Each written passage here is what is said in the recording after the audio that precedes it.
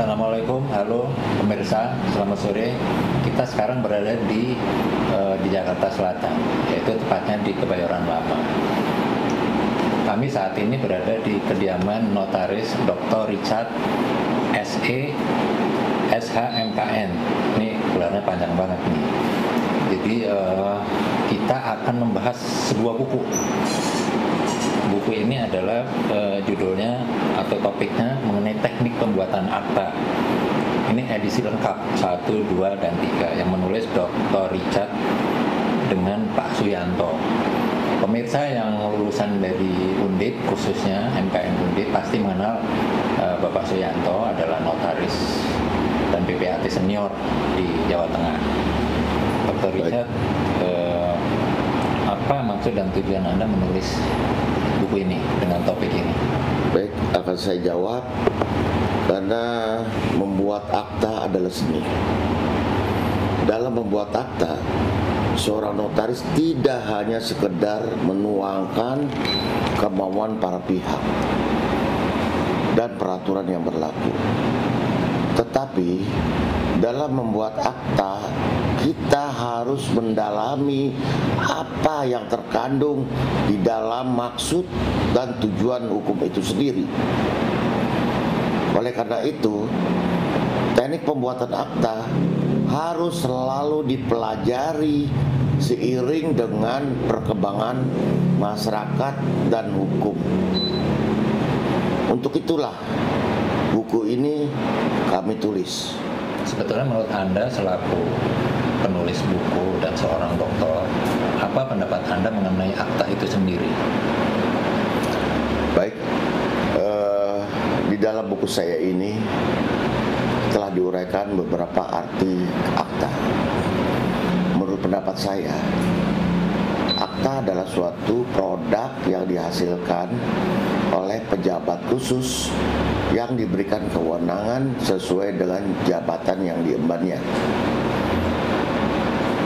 yang pelaksanaannya berdasarkan peraturan hukum yang berlaku.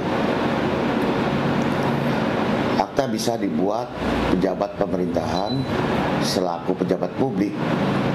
Contohnya akta kelahiran, akta nikah, pengakuan anak, akta cerai, dan lain sebagainya.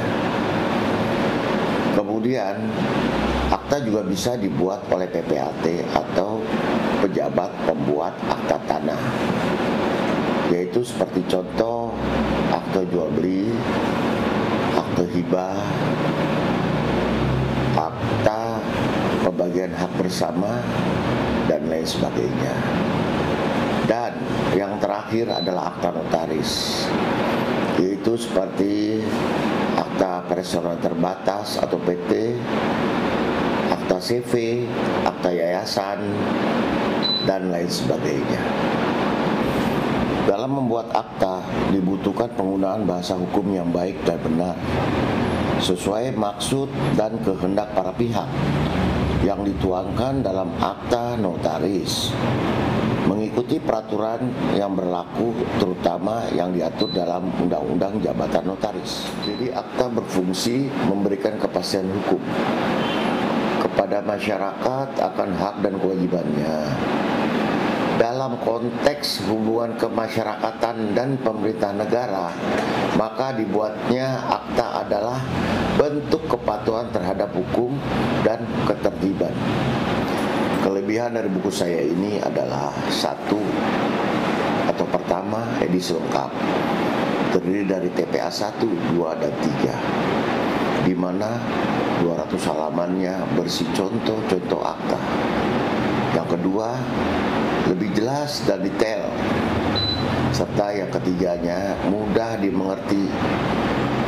Dan yang sangat penting adalah bahwa saya menulis buku ini bersama dengan notaris dan dosen senior yang cukup disegani di Semarang, yaitu Bapak Suyanto, sarjana hukum. Bapak Suyanto, sarjana hukum, adalah dosen saya di Undip, serta di Universitas 17 Agustus yang syarat dengan pengalaman di bidang hukum kenotariatan. Harapannya, melalui buku ini, pembaca bisa memperoleh ilmu dari... Ini adalah buku yang terakhir ya? Ini buku yang kedua, ada lagi nanti ya. Ada lagi itu buku Agraria. Itu akan menjadi Agraria 1 dan Agraria 2. Oke.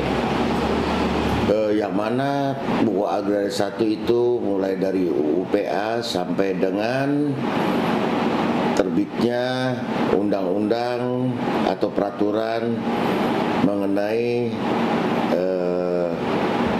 tanah-tanah terlantar. Nah, buku yang kedua itu kita kupas semua mengenai atau tentang kepemilikan asing ya, pemilikan asing dan mengenai bank tanah.